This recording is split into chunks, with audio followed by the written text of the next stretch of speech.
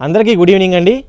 Indian national song, భారత జాతీయ గేయం వందే మాతరం భారత స్వతంత్ర పోరాటంలో ఎంతోమందికి స్ఫూర్తిని రగిలించింది.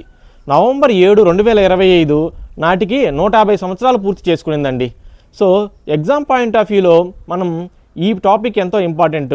దీన్ని 2 కోణాల్లో చదవాలి. ఒకటి హిస్టరీ పాయింట్ ఆఫ్ వ్యూలో, 2 పాలిటీ పాయింట్ ఆఫ్ వ్యూలో. ఫస్ట్ హిస్టరీ పాయింట్ ఆఫ్ వ్యూలో చూస్తే దీనిని బకిం చంద్ర చటర్జీ గారు రచించడం జరిగింది.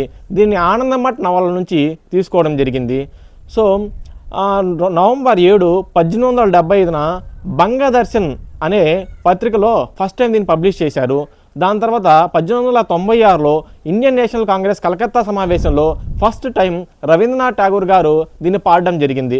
దాని తర్వాత ప్రతి సంవత్సరం ఇండియన్ నేషనల్ కాంగ్రెస్ సమావేశాల్లో దీన్ని పాడడం ఆనవాయితీగా మారింది.